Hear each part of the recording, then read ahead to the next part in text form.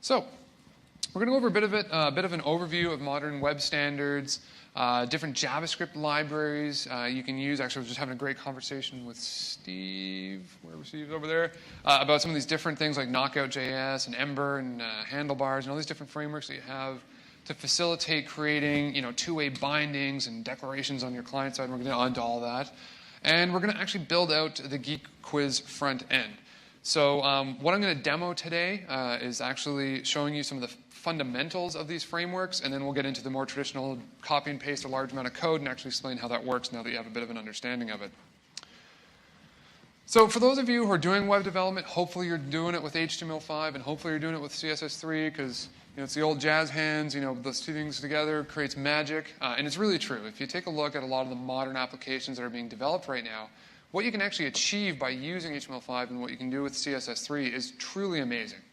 It's incredibly powerful, it's incredibly feature-rich, and it's incredibly well-supported. And I'm a big believer in a mobile-first and a web-first strategy that carries over to all the other devices. So let's talk a little bit about HTML5 itself and what is HTML5. It's really kind of a blanket term, or an umbrella term, as the slide here says, to kind of say what's next, because HTML5 actually isn't finished. It's actually still in the process of being defined. And you'll see that there's a number of aspects of the specification that have now been finalized, and there's still a number that are still being worked on. And this is why you're seeing kind of a resurgence of vendor-specific browser extensions, the -moz's, -webkit, -ms, or -ie. And that's because we're trying to keep up with this specification. And it's really what's next for HTML, what's next for CSS, and what's next for ECMAScript. Kind of really important and near and dear to me is it's not an annoying marketing term. It's not a buzzword. It's not Web 2.0. This is a legitimate thing. This is very, very important that we all embrace this because this really is the future of the web. And finally, it's a language that's actually being supported on a number of devices, not just the things you're thinking about. It's not just tablets and phones and desktop computers and those traditional browsers. It's on embedded systems now. It's on your TV. It's eventually going to be on your toaster even. So, by leveraging your knowledge of web development and by leveraging the latest standards, you're actually going to be able to build the next generation of applications on a host of different devices. So again, why do you care? Browsers have become incredibly powerful. Not just browsers themselves, but the kind of major components of the browser, the rendering engines, the JavaScript engines, and the fact that you can take those engines and apply them into other applications, not just browsers. The fact that you can actually target different devices. You can do native development. For example, on Windows 8, you can take an HTML5 app and create a native app on Windows 8 that can actually access the exact same APIs as you were doing C++ or C#. But these standards, and the fact that all of the major browser vendors out there are adhering to these standards, is that you can now target for features. Now, if any of you in this room are still doing user agent sniffing or browser tag sniffing to determine what view to show somebody or what feature set they should get, please stop. Don't do that anymore. It sucks, especially for those of us who run Internet Explorer, because you're still kind of going, oh, it's IE, let me just give you this crappy old view. That doesn't work anymore. IE6 is dead. Let's move on. But no, you really should be detecting for features. And the reason for this is we all have a number of devices. I'm just looking around here. I've got a tablet, my laptop, a phone, another tablet. I got even more devices in my bag here, including devices from other vendors. And so if you're doing, so for example, if you're doing user agent detection, I'm going to get a different user experience. And that's going to be a bit jarring. But if I do feature detection, I'm going to get feature parity on all the devices that support those features. So please, please, please, long-winded way of saying, check for the feature, not for the browser. So I'm going to quickly just show some really interesting HTML5 demos here. Just some interesting web applications that use HTML5, probably to a further extent than we're probably going to expect from you today. But this is Photosynth, photosynth.net, Microsoft technology for doing really cool, interactive, panoramic photos. Now has a new preview feature. You can actually see it yourself over at photosynth.net/preview, where we can actually take a whole series of images from a video and make it an interactive experience. So we're seeing a fly-through here through the glaciers, but and I'm just going to actually touch my monitor here because it's touch input, and I can actually zoom in and out, and I can move it along anywhere I want. So this is using WebGL, HTML5 for making this really fun interactive experience. Another great one is hover.ie. If you haven't seen this, this is just a fun little port to kind of prove what you can do. This is an old Windows 3.1.1 game. And I can just go ahead and play this online here. And again, I can use my keyboard or I can use touch input to play a game. Again, through the browser, full WebGL, 3D, light textures, shading, quite good and quite a bit of fun. Another really great game, I was just showcasing this earlier, is a game called Contre-Joule, which again is a very immersive, rich environment. I'm going to use touch once again to modify the world that I'm in, and I'm not very good at this game.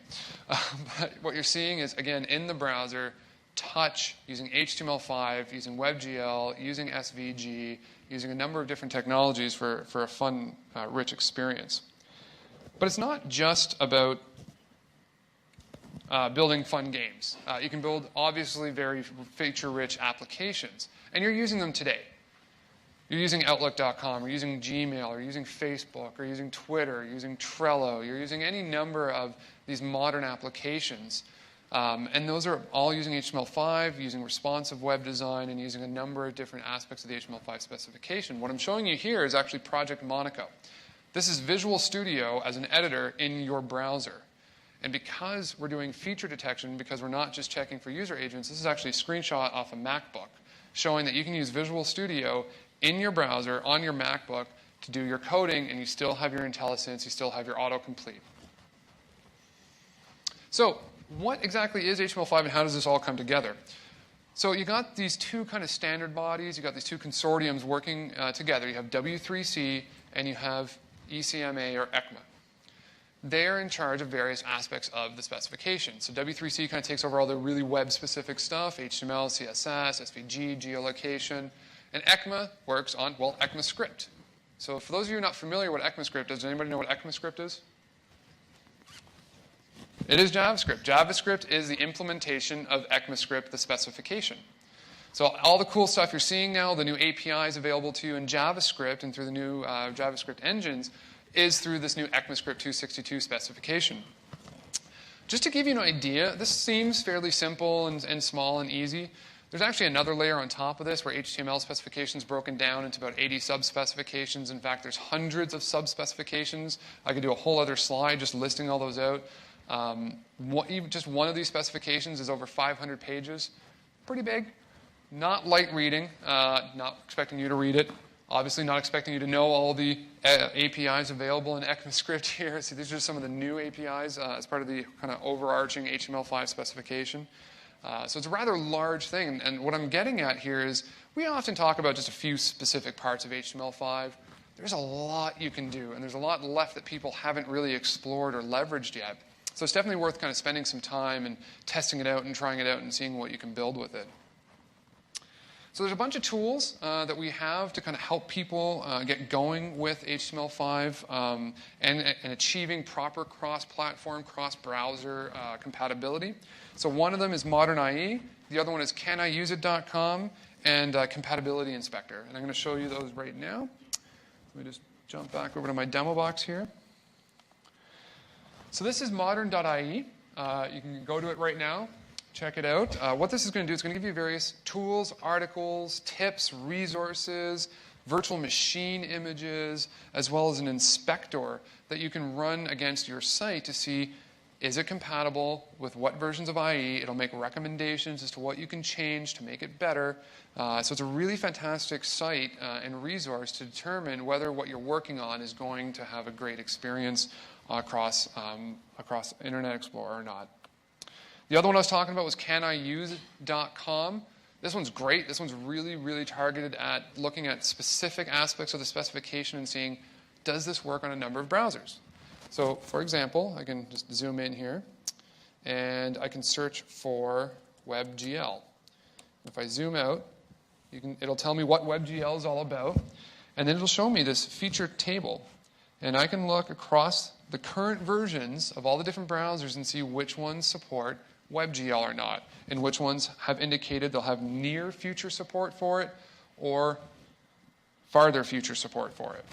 I can look up, for example, if I'm working on an application and I actually want to do geolocation inside my web app, I can search for geo in here and see that I am pretty much good to go except for except for Opera Mini on using Geo API in my application. And there's a full index here if you just want to take a look at all the different things that are going on here.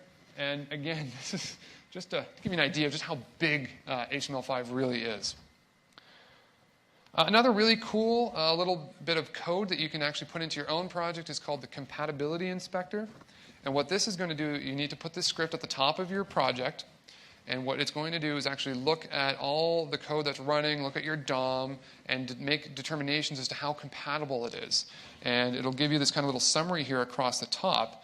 And you can open the inspector, you can verify, you can debug, you can see tips in here, you can see details of the test, you can choose which tests you want to run. So really handy little bit of code that you can use to determine how well your application is going to work in terms of your compatibility. Go back here. So a couple of other things that we do to facilitate building with modern standards.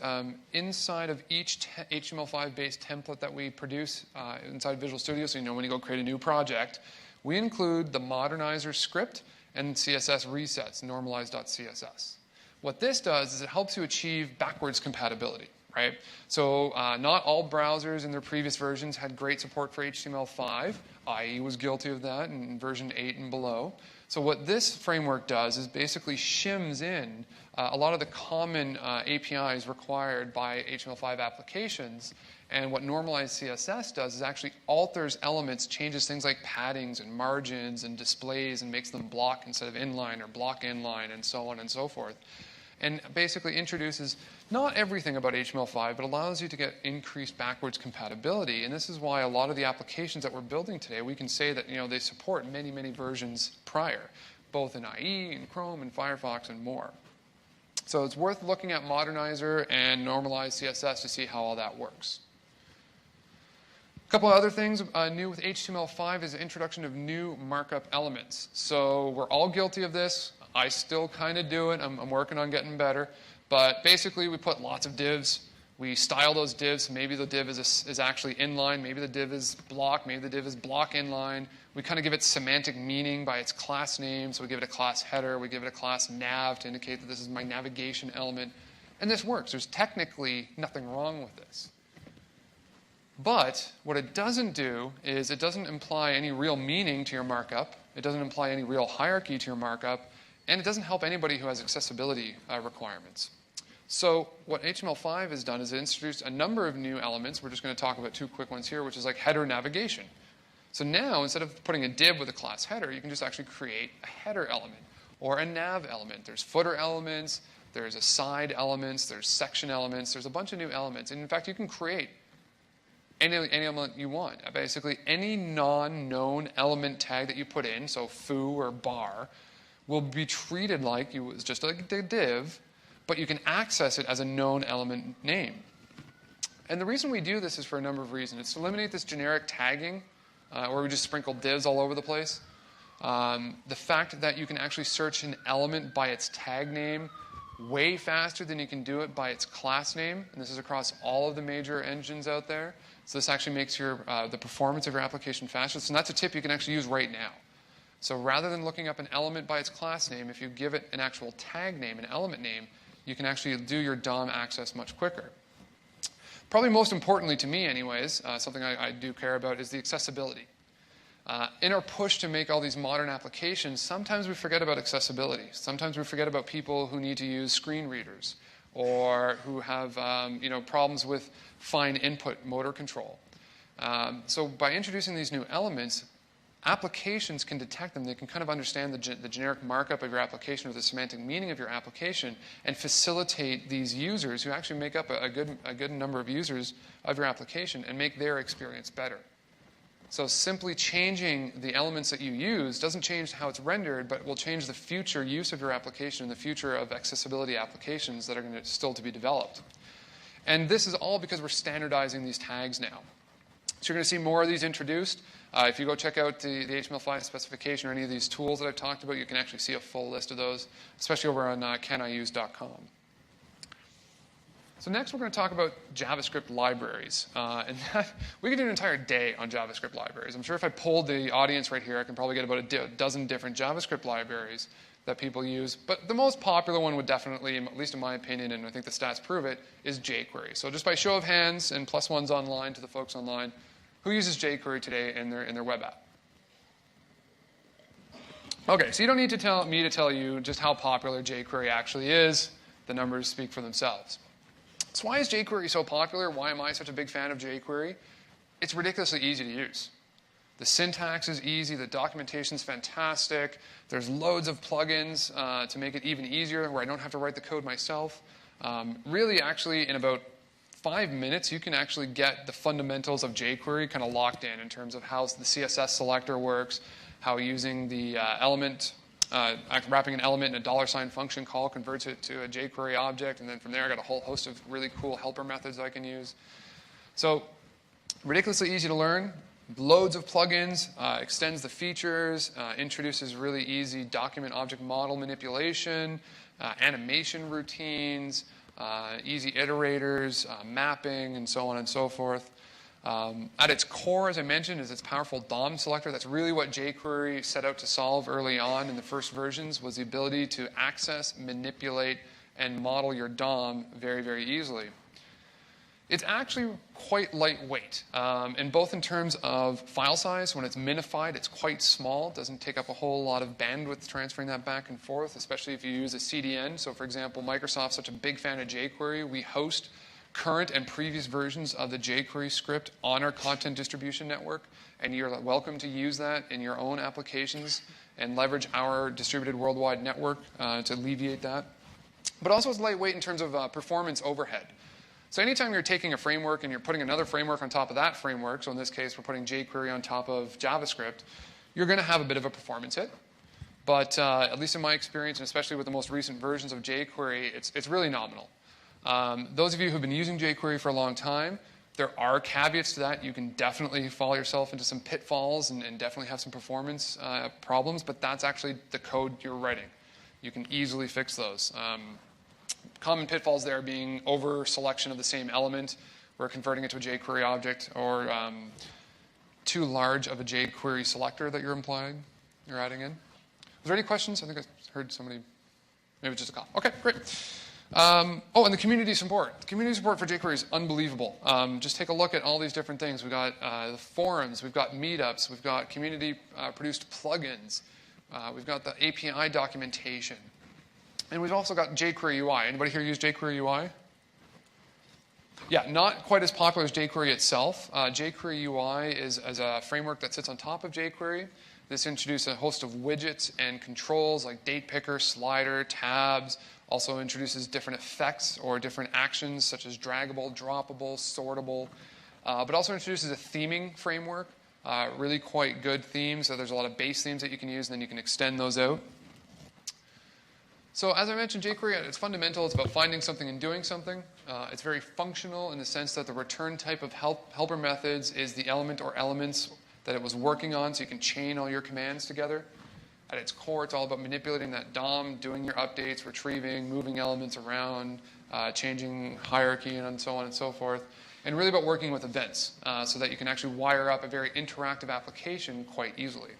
Mark, could you comment on, I read somewhere, and I can't remember where it was, but that jQuery is kind of plateaued, and in fact it may be dropping a bit because of the advent of Backbone, Angular, Ember, all of these, good frameworks, because jQuery basically just mangles controller and view and all that code in one place. So right? the best way to think about jQuery, and my opinion, take it with a large grain of salt, is no, jQuery is not going anywhere. I don't find it even stagnating. So if you think of what jQuery is really about these fundamental DOM manipulations. And in fact, almost all the frameworks that you mentioned use jQuery, or at least have the ability to use jQuery, and they do so by default, including, I believe, Angular, Ember, and Knockout. And Bootstrap does as well. These add MVC, MVVM, separation of concern, all of that goodness and those design patterns on top of jQuery. So jQuery 1 and 2, when we were all starting off with it and we weren't really doing the goodness of MVC on the client side, we were writing some pretty horrific code. I'm totally guilty of it. Heavy in the client, doing both my view and my controller all in the same code, creating these crazy huge nested lists. Yes, you could totally do that, and you still can do that with jQuery. But now with these new frameworks, and we're going to actually be talking about them just shortly, you can now use jQuery for really what it's meant for. And now use these nice new models, MVVM and MVC frameworks on top of jQuery. The only thing I will say is jQuery UI, I think, is somewhat falling out of fashion a little bit. It's still very, very good. It's still being worked on. I know they just did a big update with their mobile version of it. But there is a lot of other options out there. They're being challenged, and that's always good. And when you have choice, everyone kind of steps up their game. So yeah, jQuery, not going anywhere, still amazing. jQuery UI, probably could do with some revisions on there, but still a very, very good option. Any more questions on that? Awesome. So I'm actually going to just kind of skip through these eye charts here and jump right into a jQuery demo. Now, the majority of you are using jQuery, so show of hands, don't know jQuery at all. Never seen it before. So everyone here has done jQuery. Someone's lying. There at least one brave person. Come on, I'm not going to single them out, but I saw one hand go up. All right. Because I'm going to show you some basics of jQuery, and it's otherwise going to be very, very boring if you know exactly what I'm doing. But you know he types fast, so pay attention. All right, so I'm just going to go in, and I'm going to start by creating a new project here.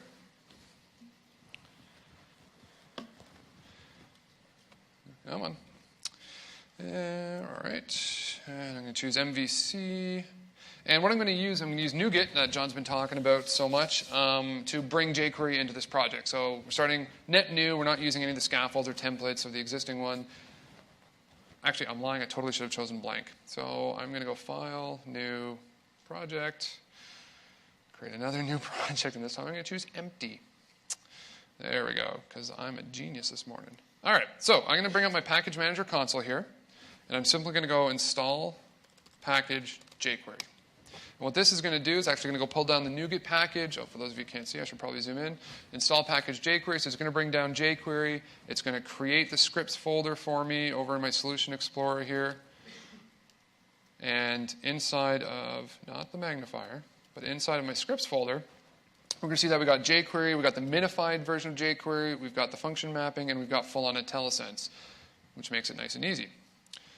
So we'll go ahead and we're going to add an HTML page. Let me just zoom out so I can see what I'm doing.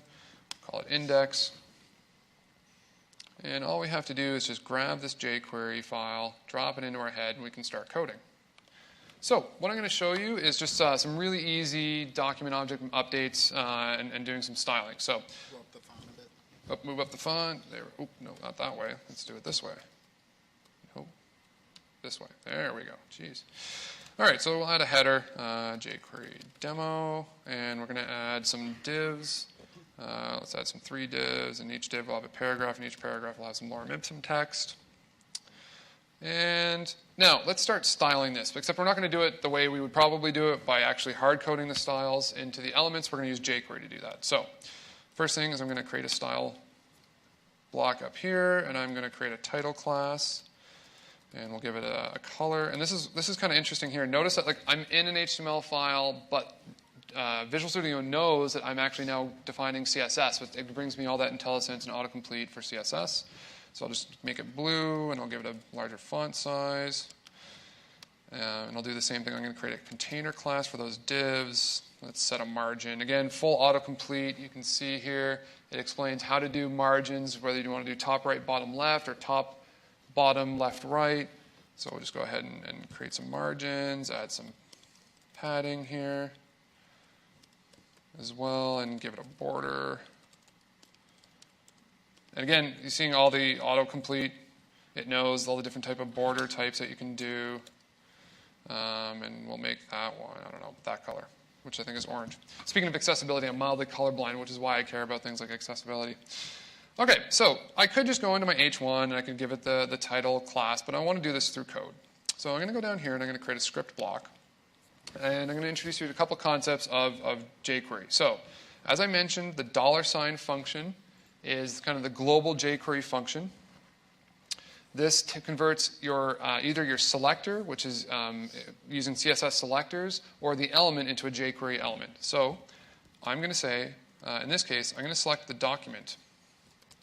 And we're going to do something that's pretty common. You've probably seen this before. So when the document is ready, as in the DOM's loaded and the browser's indicated we're good to go, you pass in an anonymous function for it to call. And now we can start manipulating our DOM. So I'm going to do another jQuery selector, and I'm going to select the H1. I'm going to select it by its tag name, which means if I had other H1s in this document, it would update them. And I'm simply going to add a class to it. Again, full IntelliSense, autocomplete, all that goodness. So I'll add a title class to it.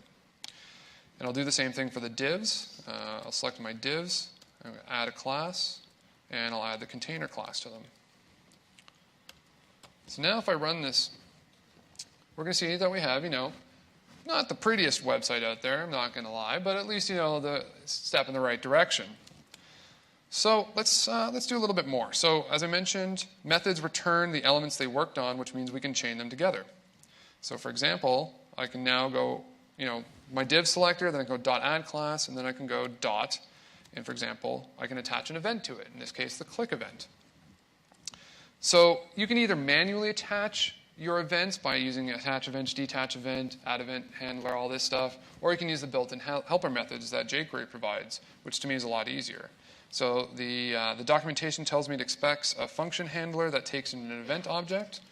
So we'll pass in a function that takes in that. And now we can actually write some code to run when the actual div element is clicked. So to do that, we can actually use e.currentTarget. So current target, this is just part of the JavaScript API. Now this isn't jQuery specific, but e.currentTarget tells me what was clicked on.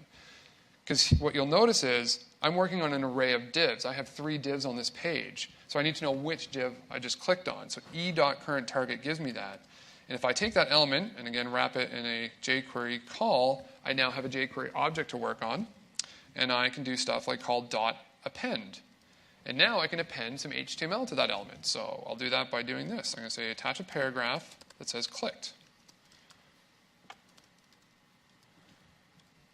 Go over here, and if I click on my divs, all right, kind of neat, I guess. At least it works. Now what I can do is chain this even further. And now I'm going to get into kind of some like nested territory where this could start getting complicated. So I do generally suggest that you start creating methods of your own. Try to keep the nesting to a minimum, or at least put some comments on there so that the next developer who's reading your code can actually figure out what the heck's going on here. But if I were then to take this paragraph element, and it's an inner HTML as well, and again wrap it in a jQuery call, I can start chaining commands to it. I can, for example, call .delay, which actually introduces a programmatic delay. It says, do not call the next function or the next method in this chain until this time has elapsed. So I'm going to go delay 500 milliseconds. Then I'm going to use another helper called fade out. And so now when I do this and I click on here, you'll see that it appended it, it delayed 500 seconds, and then it faded out. And you can kind of like do some weird stuff like that. I don't recommend you do this, but this is just an example. So that, in a nutshell, is how you can just get started using selectors, using helper methods, chaining commands together, adding events, and so on and so forth. Now, I've just introduced a performance hit into my code. Does anybody know what I just did wrong? What's that? No, that's valid, definitely, because I've paused things. But no, that's not it. Anybody? This is actually a very, very common pitfall when doing jQuery development. So if I go back here, and let me just do this a lot. I'm going to add a bunch of these click things here. What do you think's happening when I call fade out? Well, if I use the inspector, I can see that I got a whole bunch of paragraphs here that just have a display none. I am bloating my DOM. And this is a fairly common problem when you're using events like this and you're not managing your DOM appropriately. What I should be doing is removing this element. So I can actually pass in a function to fade out to be called on complete. Again, it takes in an event argument. I can then use the current target and remove it from the DOM so that I'm keeping my DOM pure with only elements that I need in it. So just wanted to throw that out there. That's one of the typical issues that you can run into as a jQuery developer. I talked a little bit about the jQuery plugins. I'm not going to live code any of that because that's actually kind of hard and I'll probably screw it up. But I wanted to at least just show you some of the plugins that are available to you. So I just went to jQuery.com and you can see there are like hundreds and thousands of plugins you can use broken down here into various areas. So for example, I can choose, I want an image plugin.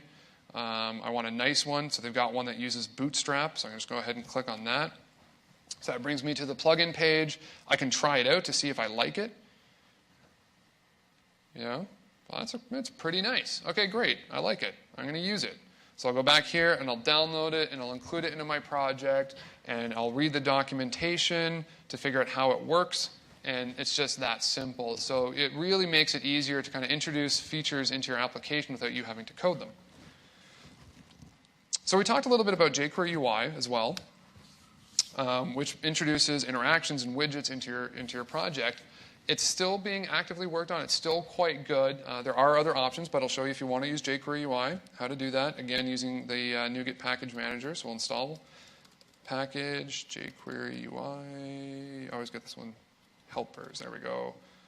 And we'll choose it for MVC5.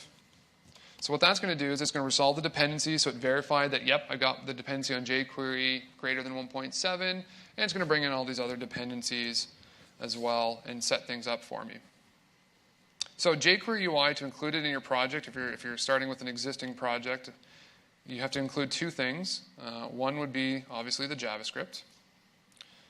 So I'll go ahead and put that in here. And since jQuery UI needs jQuery, you'll want to include that first.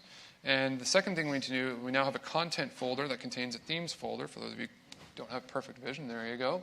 And in there, you'll find all the CSS, and you'll find it broken down by widget type, and you'll find an all-up CSS file, and then there's minified versions of it as well. I'm just going to go ahead and grab that, drop it into my page here. Whoops. Yes, perfect, that worked. Okay, now, there we go. Ooh, that got small. Okay, so now I'm ready to start actually using jQuery UI in my project. It's very, very simple. So let me go down here. I'm just going to introduce an input element. Type is text.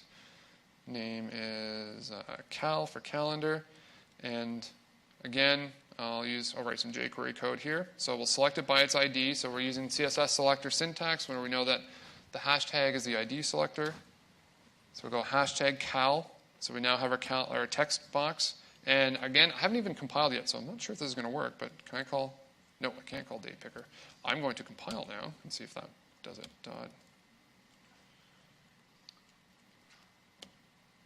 Compile dot date. Oh, reference right? Yeah, let me just verify I did that right here. Oh, the joys of live demos. I got jQuery UI in here. Yes, I got jQuery. You may need jQuery UI after jQuery. Do you? That would totally make sense, of course. Do the exact opposite of what I said. Listen to John. So now we have date picker. And we could pass in options, but we're just going to use the vanilla date picker. Go back to run our sample application here. We have a text box down here. And if I click on that text box, nothing happens because this should be ID. Fail. There we go. Yay. Oh, and because this is on a div and I'm using the global div selector, that totally is working too. Yay. All right, so that's just a really quick example of how you can use jQuery UI. I also mentioned briefly that it's got a very powerful theming engine. So you can just go to jQuery UI, check out the theme roller. It's got a number of gallery-based themes that you can use, whether you want a dark theme, a smooth theme, a light theme. You can choose an existing theme here and click Edit. And that'll bring up the theme editor. It allows you to change your font, corner radius, gradients, and so on and so forth. Unfortunately, the screen's a little small, but you can actually see all the different widgets and elements and glyphs and icons that are included in jQuery UI. And so as you're live editing the theme, if I change, for example, the content from black to pink, I think. Wow. This is why I'm not a designer. But you can do that, and then you can download your theme, pop it into your project, and you're good to go.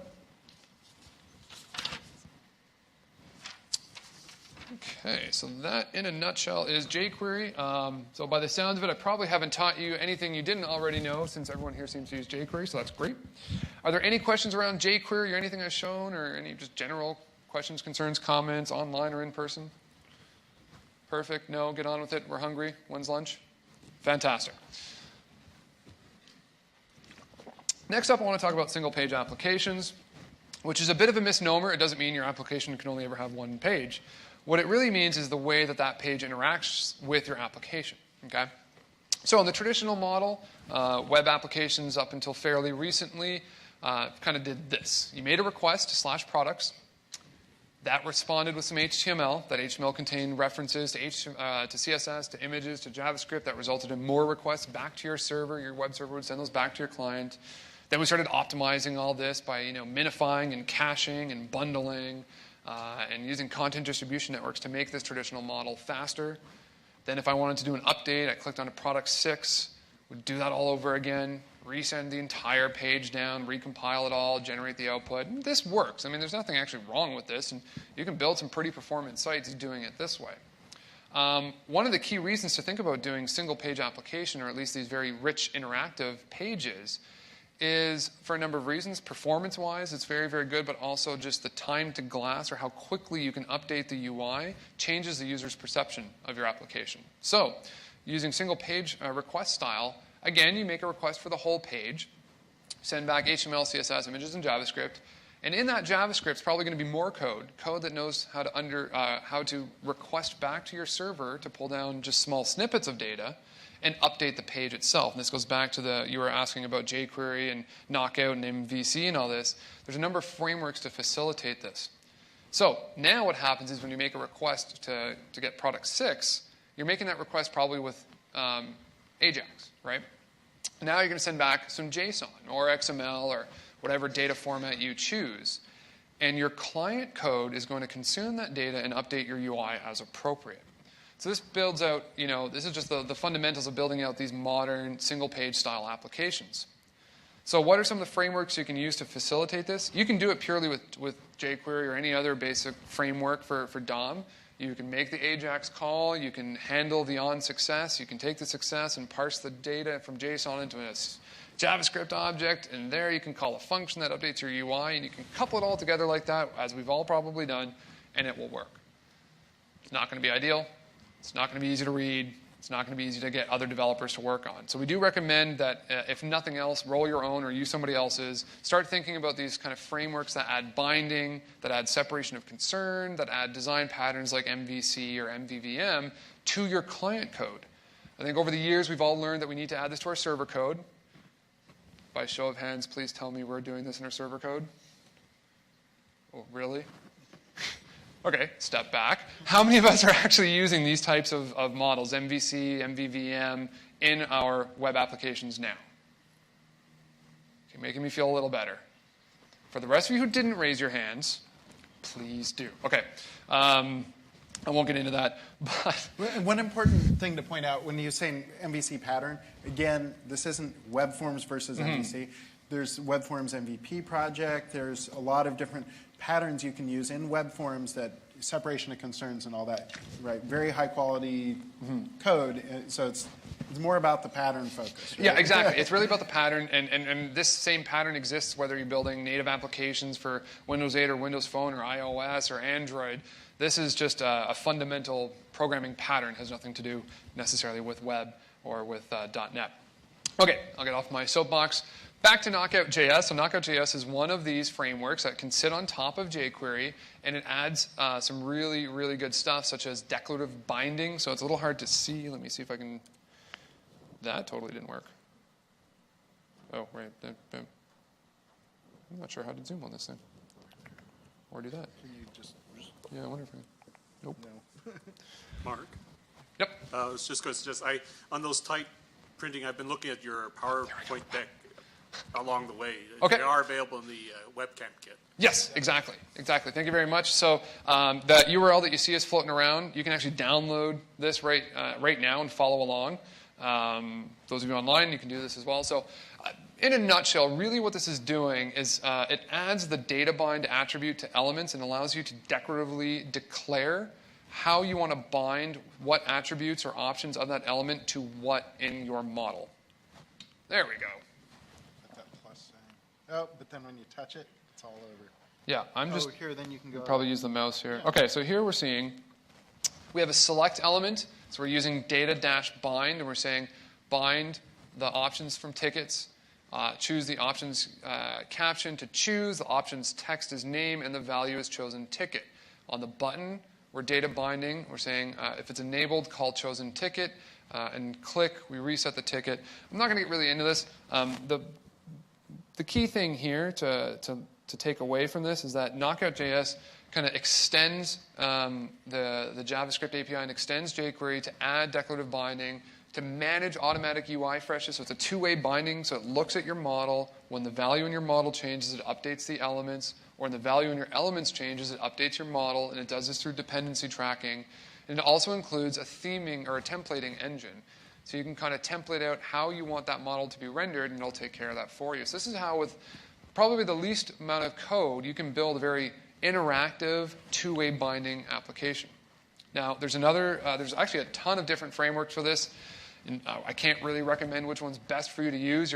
I'd suggest trying them all out. Almost each one of these on their website will have some sort of like 5-minute or 10-minute intro where you kind of code along and you try it out for yourself. So I definitely recommend doing so, and then you figure out which one works best for you.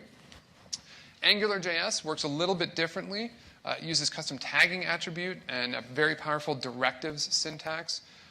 Really what is kind of the key takeaway for Angular.js, I was just having a conversation about this, is it kind of forces you to not have JavaScript code or code in your view. So in this case, in the HTML file or CSHTML file, you have to put that into a directive.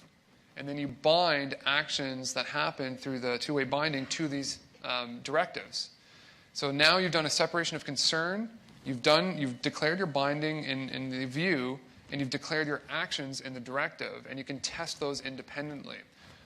So it gives you that strict separation. So Angular.js, another great framework, worth checking out. The last one we're going to talk about, and actually the one we're going to go in a little bit more depth on, because this is the one we use in our Geek Quiz demo, is Ember.js. I didn't write the Geek Quiz demo, so I don't know why we chose Ember.js, though in my own learnings, I found it to be a very good framework, kind of really easy to get started. Ember.js does two things. It brings in Ember.js as the MVVM engine, Model View View Model engine, into your application, but also brings in the handlebars theming and templating engine. So this is, again, separation of two things. It says, here's our MVVM framework, and here's our templating and theming framework. It uses this concept of convention over configuration, so there's certain things it kind of expects that you're going to do. You can go and change those in the config if you want, but it is going to introduce default routes, and it's going to introduce default containers, and it's going to expect that you lay things out a certain way. You can customize all that, of course, but to really just do things rapidly and quickly, you can use the convention over using configuration. And depending on how you set up your application, URLs can be quite important.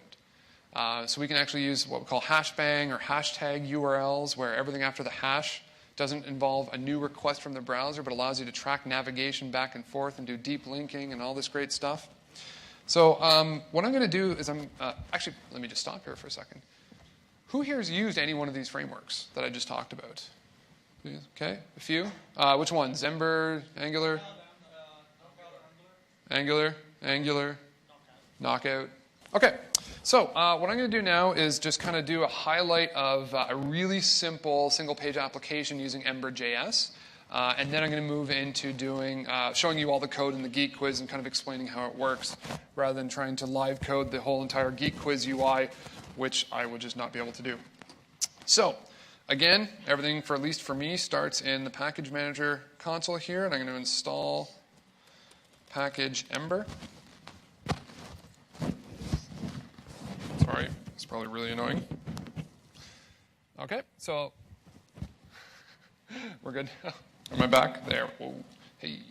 Okay, we've installed Ember.js. You can see that it also brought in its dependency to Handlebars. Handlebars is that template engine I was talking about. So now we can go ahead and in our, I just created a new project while we were answering questions, so you didn't have to watch that for the 5th time today. So I'm going to create a new scripts block here, and I'm going to go into my Solutions Explorer. I'm going to grab the Ember.js file that was included, and I'm going to grab Handlebars that was included, and drag those over into our index page. And since Handlebars requires Ember, I'm going to try to get this right this time. Nope. No, Ember requires Handlebars. So, yeah, there we go. Okay, so now we're ready to start creating our application. So as mentioned, Ember's big on convention over configuration. So there's a few things that you need to do to get started with Ember, and nobody can read this. Could you zoom in? There we go. Thank you. You're supposed to be helping me out here. Come on, come on. Okay, so first things first, we're going to create a script block, not a style block. Except this time we're going to set the type as, and again, lovely autocomplete, we're going to set text x-handlebars. All this really does is it tells the browser, do not try to run this, because this is an actual real script. So in here, we are going to start declaring our actual application. So we'll start by adding a header in here called Ember Demo. And the next thing we're going to do is actually declare where we want Ember to update our page, and that's called using an outlet. So what I'm saying is, right here in outlet, when Ember detects a change to the route, this is MVC, so it's based on routing, when it detects that change to the route, here's where I want you to update the view. So let's create a couple of views to put in there, again, using the handlebars syntax. So script text handlebars. This time I'm going to give it an ID of index. Again, convention over configuration. Ember has a default route for index. So we'll add a second header in here. Wow, that's just not working. H2, huzzah. We'll call this index, and we'll do a paragraph with some lorem ipsum text. And we're going to create another one now. Now, this isn't part of the default routes. We're actually going to have to go and declare this. But we're going to do type again, text handlebars. I need to move down so I can see. And ID equals. We're just going to create an about page. So the idea is we're going to kind of model a single page application where you might have a few different views, one of them being about. So we'll put in our header. And again, we're going to put in a paragraph with just a little bit less of lorem ipsum text. OK. Now, again, part of the convention for over configuration, now we've defined all our scripts, but we need to tell the application in what context do you want to run, in what element. So up at the top here, if we create a div, let me just move up here. If we create a div that has the ID of body container, that's where, by default, Ember.js is going to go in and actually insert all these elements and actually render these handlebar themes. You can change this again in the configuration, but by convention, this is where it expects it to go. So next thing we need to do is actually create our application. So we're going to put a script block in here. And for those of you who are sticklers, we'll set type to text JavaScript just to be proper-like. And now we'll declare our application. So var app equals ember.application.create. And we'll go app. Let's do that again. Sometimes with Ember, I've noticed that I have to close my index file and reopen it once I've added the NuGet package to get my IntelliSense to work. So just bear with me here for a second.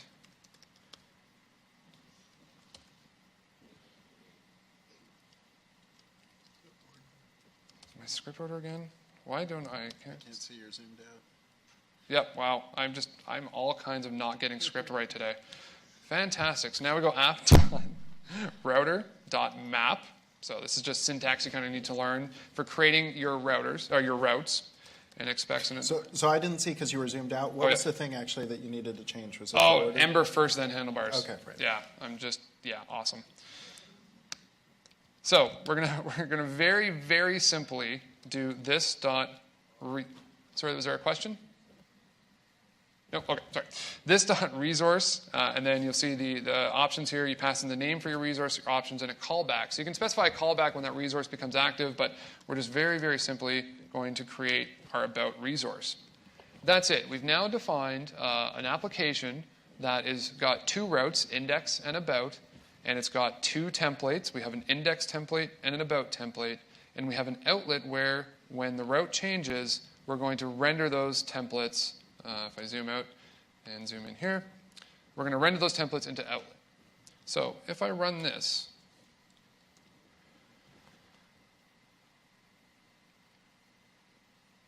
we'll get a, because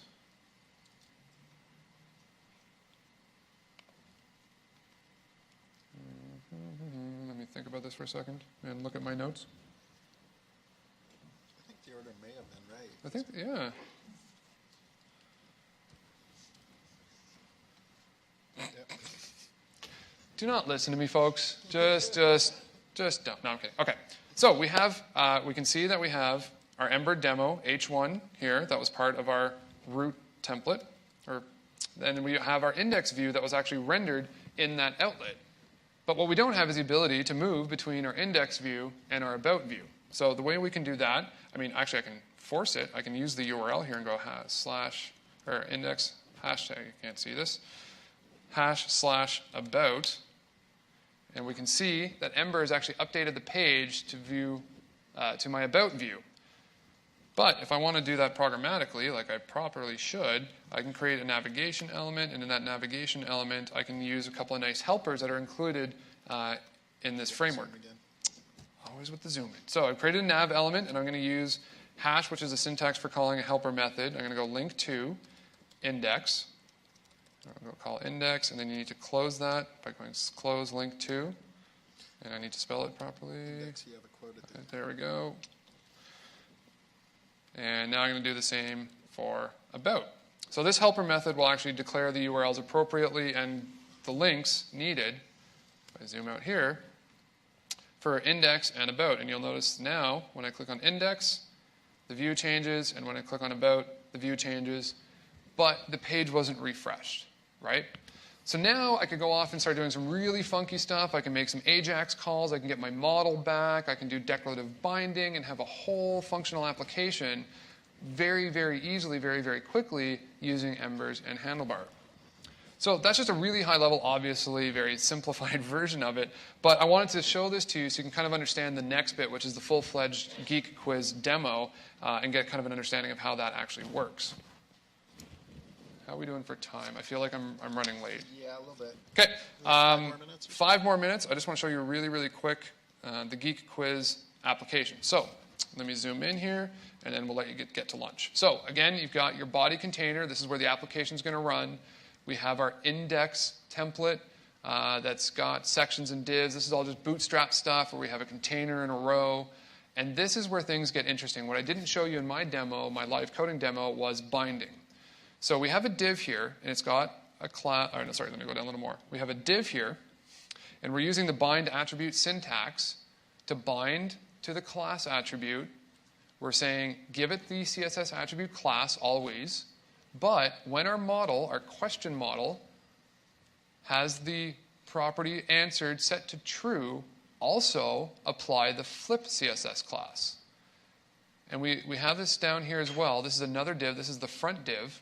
I'm going to explain how this all works. That, again, is also using the bind attribute to bind to the front class, and saying when question.answered is true, add the flip class. So what's great about this is you didn't have to write any code to go and select the element, to detect that your model changed, to then go and change the class. This is using binding and automatic attribute updating to do that for you. We're also using the handlebar syntax to bind attributes, or to bind text to the answer property of the model. We're using the action syntax to bind that to the button to say when the button is clicked, call this action in the controller for this view. So if we scroll down a little bit, we're also going to see, and I know this is all very, very quick, but the idea is just to show you some of the features of the handlebars engine. So here's another helper method, just like link to. It's using the hash to invoke the method. Now we're calling each, so we're saying for each option in our questions.options model, add these buttons. And I want to show you what this looks like before I show you the next bit of code. So this is now a fully functional Geek Quiz demo. In fact, for those of you in the audience, real quick, anybody know when .NET was released? 2002. Correct. What fictional company did Nancy DeVolio work for? Anybody? Northwind Trading. Correct. Okay, very fun, yes. But how did that actually work? So let me scroll down here. We start off by creating our Ember application. This just shows you can change what your root element is easily by changing this selector here. We're declaring our applications model for the question as an Ember object, so that's going to give you all that great binding. And now we're creating our index controller. So this is a little bit more fancy than what we did before with creating routes. Not only were we creating the route, now we're actually starting to scaffold out a controller. So your controller has an init function, your constructor essentially. What we're saying here is call next question.